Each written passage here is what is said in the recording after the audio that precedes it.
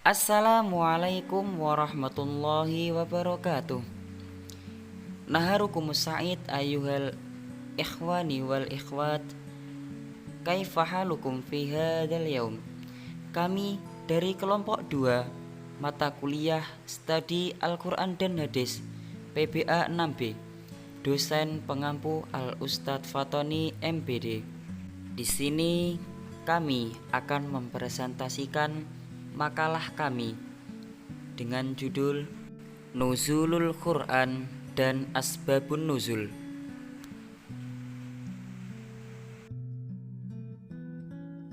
Sebelumnya teman-teman, perkenankanlah kelompok kami dari kelompok 2 untuk memperkenalkan diri yang beranggotakan 4 orang anak, yaitu saya sendiri, Anas Fatkur Rahman, dan teman saya Sinta Farihaini, Febri Andini, dan Elika Uli Elisia. Nah, baiklah teman-teman, di sini saya akan menerangkan pengertian nuzulul Quran. Kata nuzulul dalam bahasa Arab berasal dari nazala. Secara etimologis berarti turun. Jatuh, keadaan turun, tinggal sementara, dan hal yang menimpa. Sedangkan arti terminologis nuzuli ialah turunnya Al-Quran kepada Nabi Muhammad SAW yang dibawa oleh malaikat Jibril ke bumi. Nuzulul Quran terdiri dari kata nuzul dan Al-Quran yang terbentuk dari idhofah.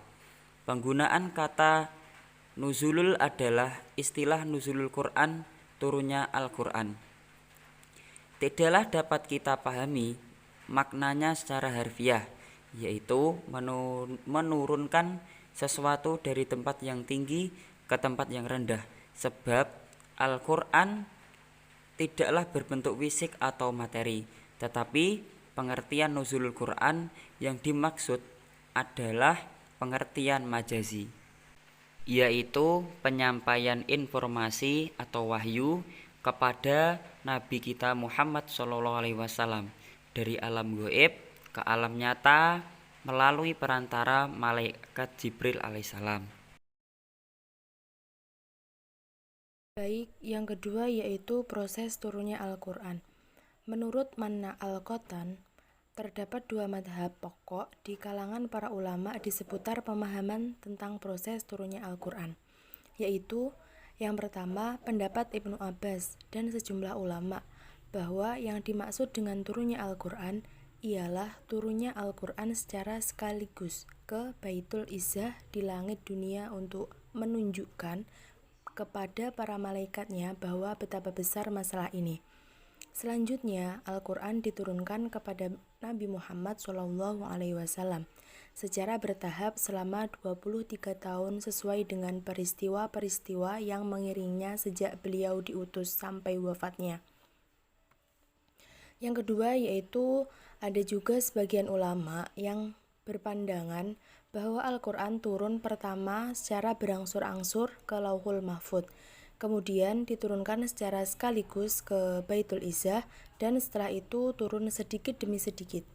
Pandangan ulama searah dengan pandangan Subhi Saleh maupun Abu Zaid mengenai upaya pengungkapan pemahaman mereka tentang hikmah dibalik diturunkannya Al-Quran secara berangsur-angsur, karena bagian inilah yang terpenting menurut mereka. 3. Pengertian asbabun nuzul. Asbabun nuzul adalah idhofah yang terdiri dari kata asbab, jamak dari kata sebab atau sebab, alasan atau ilat. Dan nuzul bermakna al-su'ud yang artinya turun, sehingga asbabun nuzul secara literal bermakna sebab turunnya satu atau beberapa ayat Al-Quran. Menurut Muhammad Abdul Halim Al-Zarqani, asbabun nuzul adalah suatu kejadian yang menyebabkan turunnya satu atau beberapa ayat atau suatu peristiwa yang dapat dijadikan petunjuk hukum berkenaan dengan turunnya suatu ayat. Dari definisi di atas, maka dapat dipahami bahwa keadaan yang menjadi sebab turunnya suatu ayat ada kalanya berbentuk sebagai berikut. Yang pertama, sikap permusuhan. Yang kedua, terjadinya kekeliruan akibat perbuatan suatu dosa. Yang ketiga, pertanyaan tentang suatu peristiwa yang terjadi pada masa lampau. yang sedang terjadi, dan yang akan datang. Yang keempat, di samping itu terdapat pula ayat-ayat yang diturunkan oleh Allah Subhanahu wa taala untuk menjawab pertanyaan yang masih akan diajukan kepada Rasulullah SAW tetapi belum dipertanyakan. Al-Zarqani mengelompokkan asbabun nuzul ke dalam dua bagian, yaitu 1. Ayat yang diturunkan tanpa ada peristiwa yang terjadi, ibtidai. Ketika diturunkan oleh Allah, ia semata-mata merupakan bentuk petunjuk bagi manusia. Misalnya Quran surat Al-Alaq ayat 1-5 dan Al-Fatihah dan lain sebagainya. Yang kedua, ayat yang diturunkan berkaitan dengan sebab khusus atau peristiwa tertentu, nuzul bisabab. Misalnya Quran surat Al-Nisa yang berarti wanita, Quran surat Al-Anfal yang artinya perang, Quran surat Al-Tolak atau talak, dan lain sebagainya.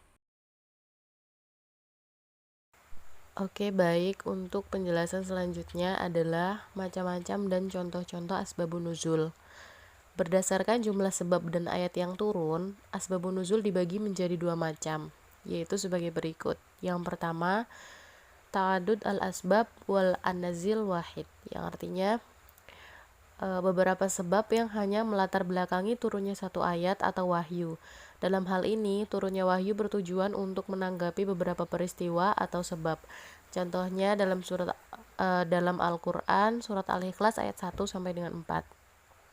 Yang kedua, ta'adud an-nazil wa al-asbab wahid adalah salah satu sebab yang melatar belakangi beberapa ayat. Contohnya terdapat pada surat Ad-Dukhan ayat 10, 15, dan juga 16. Adapun contoh dalam bentuk peristiwa dapat dibagi menjadi 3, yaitu yang pertama, peristiwa berupa pertengkaran seperti perselisihan yang berkecamuk antara segolongan dari suku Aus dan segolongan dari suku Khazraj. Peristiwa itu timbul dari intik-intik yang ditiupkan oleh orang-orang Yahudi sehingga mereka berteriak-teriak senjata-senjata. Peristiwa tersebut menyebabkan turunnya beberapa ayat pada surat Al-Imran. Yang kedua, peristiwa berupa kesalahan yang serius, seperti peristiwa seseorang yang mengimami sholat sedang dalam keadaan mabuk sehingga salah dalam membaca surat Al-Kafirun. Dari peristiwa tersebut, maka menyebabkan turunnya surah An-Nisa ayat 43. Dan yang ketiga, peristiwa itu berupa cita-cita dan keinginan, seperti persesuaian Umar bin Khattab dengan ketentuan ayat Al-Quran.